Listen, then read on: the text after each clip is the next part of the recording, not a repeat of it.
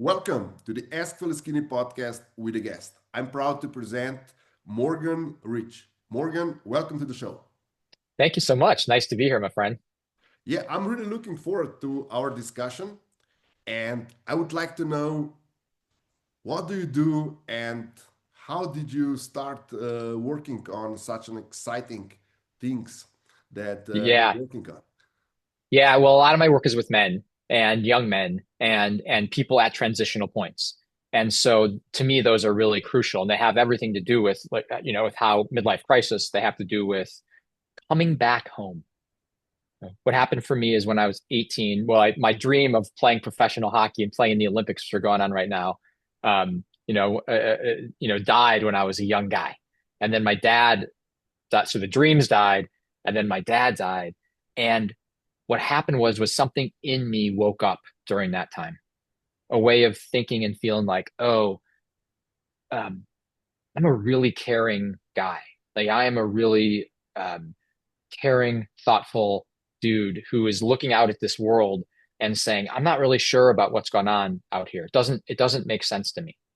There's a level, there's a masculine energy, there's a ill health, there's a not being connected to what really matters. That became really, really clear to me in the grief of my dad dying. And so to me, when we talk about life transitions, when we talk about midlife crisis, when we talk about, those moments of shifting who we be, it's like a coming back home. It's a coming back home of have I, how have I betrayed myself? How have I lost touch with what really matters? And I think the crisis part of midlife is that we're at a place where we're starting to touch into, to start to feel like that part of us that wants to come out and play, that has been betrayed, is like knocking at the door, saying, "Hey, remember me? Remember me?" And to me, it's a remembering of what we know about how we want to be in the world, about what is right in the world. And I would really say, not only is it an individual thing, but it's also a cultural thing. Like here in the US, what we're seeing as a culture is really, really crumbling. It is really in crisis. And there has to be a death of that culture and then a birth of coming back to ourselves, like back to a way of being and treating each other and connection that that we know is better and different than what's happening. I would like to have your opinion on the I think there are two important topics. One is education, and our education system is very much influenced by our pop culture. Let's call it like this. So, do you believe that we got it wrong with our education system and that we just are producing super intelligent beings that are completely disconnected from their own, let's call it soul, and that we have started um, to change God or trying to substitute God with math and that's a reality and that's science and we just completely or we become completely oblivious that the God or the universe has its own intention in the world and there is a meaning to have a God. Although we believe in science, it's not either there's an evolution or creation. It's so much more to believing in God than just believing in being created was evolving. Do you believe that this pop culture basically that teaches us that there's no God, that there's no taboo? I'll call it like that. And I do believe that um, the lack of taboos is also really important because that means that our everyone can do whatever they want and there's no inner control. Everything is outer attribution, We don't attribute Mm. anything to ourselves. We are in Hmm. a phase where we don't believe in our inner strengths. If we Yeah. are sick, we don't go searching in our mind what we did wrong. We start searching for a pill. If Yeah. we do something wrong, we say, okay, I'm not liable because the law is not telling me that. And our inner compass is so far lost that everything goes. And our KPIs are just profit and without the regard to the fellow man, to nature, to, let's say, religion, to anything like that. So what's your take Mhm. on that? Where you see our education system? Where do you see our pop culture? Does these two play role in let's call it self development? Yeah. Yeah. Well, I think there's one way to look at it is just to what I see is I see that the culture and us in the culture are quite lost. Like we are off track, like not unlike what you're saying. And whether it's believing in God or that that's the answer, whatever your God is, it's that place. What I say is in us, like you're saying, like there's an inner guidance. There's an inner guidance that is really important to come back to, that we know that there is a different way to do this. So the education system to me is trying to standardize children. It's trying to make us think that, we say like, is he smart? Is she smart? And smart is a very interesting thing that is based on a paradigm of being good at math, being good at English, being good at the academic pieces of things. But think about somebody who listens really, really well.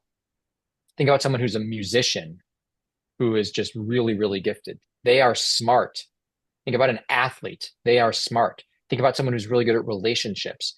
They are smart. They're just smart in different ways. And so the word is corrupted, intelligence and smart, that it is very narrow in the way that we use it consistently, of what it's become to mean is academically capable. And that is one of, Howard Gardner's, 8 intelligences, that, that there's a lot of different ways to be smart in it. So our education system, the mom of my kids, she is a beautiful educator, and she used a technique called Reggio Emilia. And what that was they would have multiple teachers in the classroom when they had the funding to have multiple teachers in the classroom. But theoretically, they would have multiple teachers, one of whom would be guiding the class, the other of whom would be watching the kids really closely and seeing who was paying attention and how, seeing what were the connections that were being made inside of the classroom. So they weren't the curriculum was structured around what is emergent and coming out of the kids. And they were listening, listening, listening, listening, listening. And one year they created this beautiful thing called the neighborhood, where the kids were able to go, they create, like each person had a house, had a structure, had something in this imaginal place that they created. And they would actually go there together. And in the neighborhood, the interactions that they had with one another was different than the interactions they had in the regular classroom. The kids who were made fun of and teased in the regular classroom, in the neighborhood, they were treated differently by the cool kids. It was this incredible offering, imaginal place of going into that place, that God place, of when we're outside of the structure of needing to be smart, when we're outside the structure of needing to perform and know math and do all those crazy things, our humanity comes forth. To me, that's the God you're talking about. Our humanity comes forth. And then and what we want is, we all want that. We want to live from that place. But we've all gotten lost and betrayed ourselves and started to live a life that's based on like whatever success is: money, wealth, resume building things, all the externalities that the culture says, hey, if you have this car, if you have these clothes, if you have this resume, if you have this success, you're going to be happy, you're going to be well. And we gave up that sense of humanity Can, to can try I? to live a different life. Yeah, I would like to know how would you connect this that we completely lost as a society sense of Yeah. humanity, and as we can see with the latest development, in what is coming out, um, Yeah.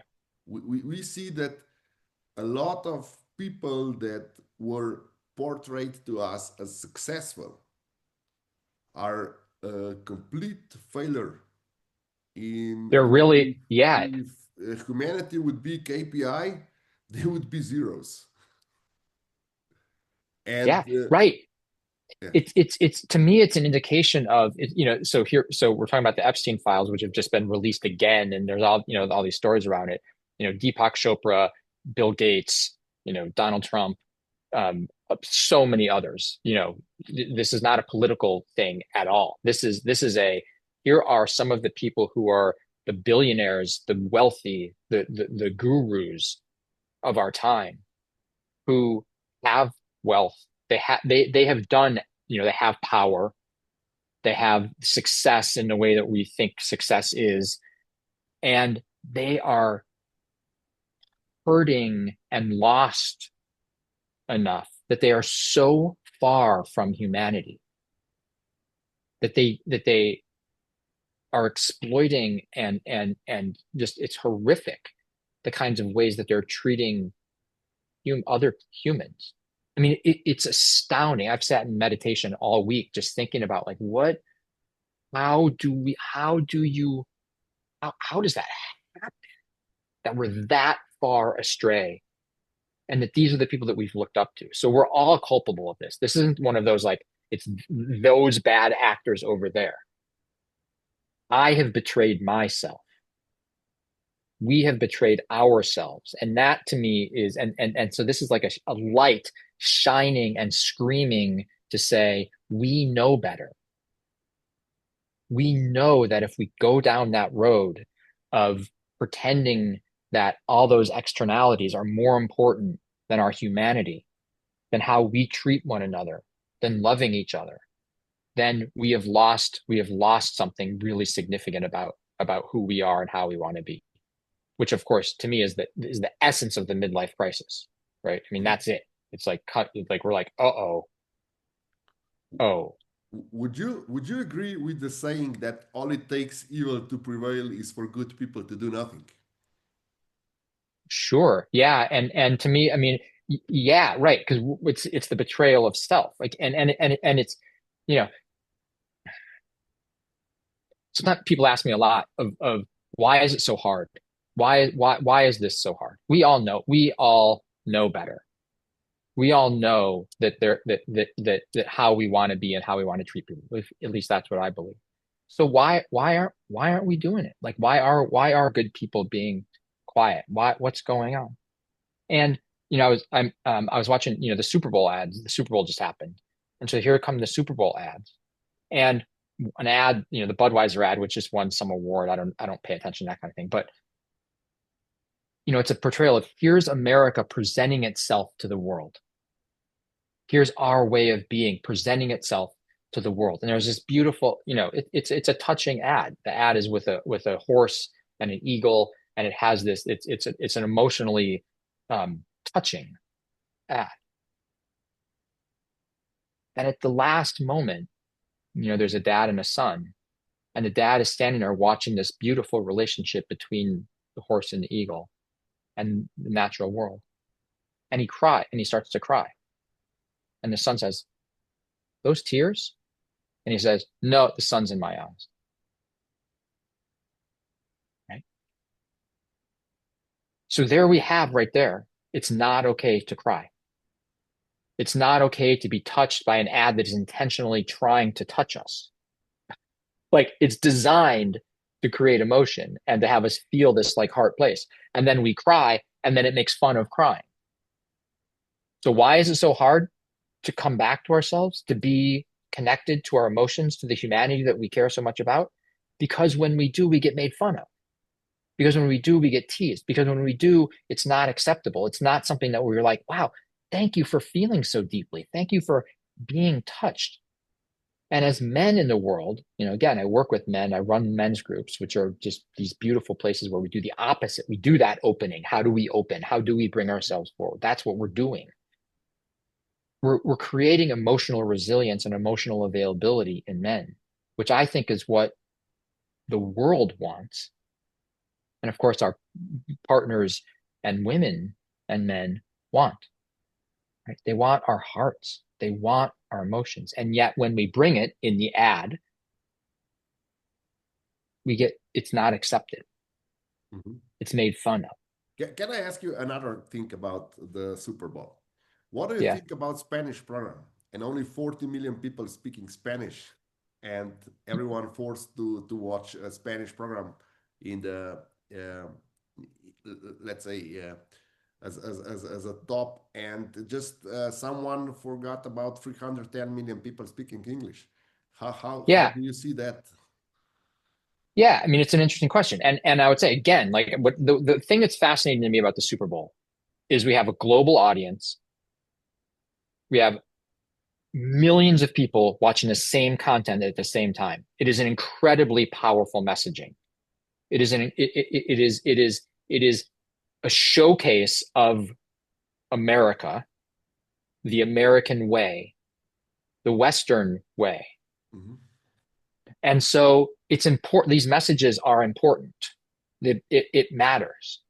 So, so to me, America is this incredible melting pot of a lot of different cultures coming together in an experiment that is something that is really, really unique, right? And so to one way to answer your question is to say, wow, amazing that we have a really large population of Spanish speakers who are always subjected to English, right? Because we just default that like English is the right way to do it. Well, maybe English isn't the right way to do it. Maybe Spanish is the right way to do it. Maybe we could, maybe other languages are ways to do it as well. And so to me, it's an opportunity to say, to push and to say we are a diverse country. Mhm. There are many different people. We are celebrating a lot of different heritages, a lot of different ways of being. And so this is our effort to acknowledge and to say, hey, let's try this out. It hasn't been done before. And it's an interesting time to do it, to celebrate all the different cultures that we are here theoretically, I think, as a country to honor and to bring forth. So, and it's okay that we get to be uncomfortable and to check our biases and to wonder about this and to really feel like, oh, interesting, interesting. And to me, so there's lots of different messaging that's going on, and we got to be paying attention to the conscious and unconscious of it, and it's really easy to get outraged also. And I think we got to check that also, let's bring curiosity instead of the, judgment and rage. Okay, so how should we wrap this up? So let's call it.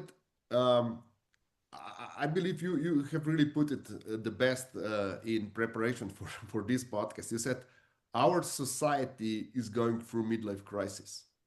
Yeah. Could you elaborate a bit on that? Yeah. How can we see our society going through midlife crisis? Yeah. Well, when I look out at the world right now, and what's happening, it sure seems to me like a lot of things are really shaking. I talk about the wicked problems of the world, that there's a lot of people really, really suffering right now. There are a lot of people really hurting right now. And to me, it sure looks like we are facing, from AI to climate change to all the political wackiness to just people losing their jobs to economic challenges. Like there's a lot of hunger. There's a lot of really big challenges that we're facing. And to me, it's pretty evident that we are off track Mhm. and that we're headed down some roads that can be really um, devastating and painful. And that we've lost touch with humanity. We've lost touch with what really matters. Mhm. We're astray from love and connection. That there's again all these global millionaires and billionaires looking for love, looking for connection, looking for belonging in this really distorted, really, really warped way. is an indication that we are off track. And so to me, it's individually because there to me there's also like a thing of we can think about out there. Oh, the problems are out there. Mhm. That's easy. Really, what we've got to pay attention to is right here. And the change that I want to create in the world, the cultural change that wants to happen, also has to happen inside of myself. And so that's where I focus my work is let's be healthy here. Yeah. Let's do this. Because I don't know how to solve that other than doing this, because I know how to do this right here. And I can be that. And so and I enjoy the place of the crisis of the cultural collapse, let's call it, which is going to be painful, is painful already. And we got to be able to hang in that and allow transition, allow the alchemy of change, allow the alchemy of discomfort, allow the alchemy of things burning down like a forest fire. When a forest fire happens, then it brings alive new birth.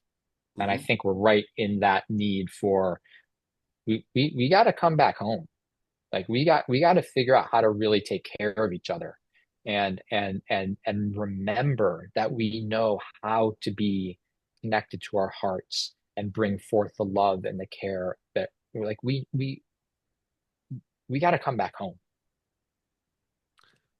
Thank you for all these amazing insights. Before we conclude, please tell our listeners where they can reach you, where they can check your books, Yeah. and Thank what's the best place to get in contact.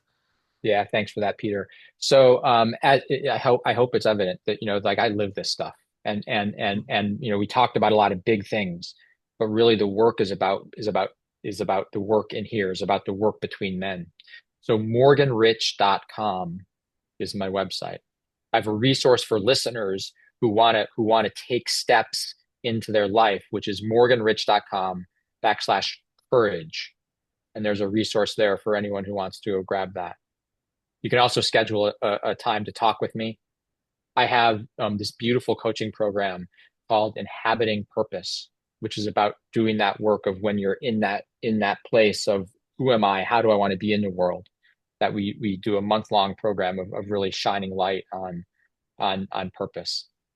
My book, The Invitation Beyond, I'll just say the invitation beyond the surface level, the invitation beyond the nonsense, the invitation beyond the trance.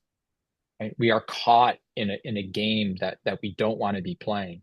And so the book is about how do we take steps back into our hearts, exactly as we've been talking about. So that also is available, morganrich.com. You'll find links on there to my men's groups, to the book, and then, I have YouTube's channel, Morgan Rich Beyonder. A lot of content is there. Substack, which is morganrich.substack.com, where you'll find articles, videos, and things like that. So those are the places. And yeah, and thanks for the opportunity. Thank you for amazing insights, and let's see if we're good enough to change ourselves so the society can change with us. Yeah, we either will be or we won't be, and it'll be interesting either way. Yeah. Thank you.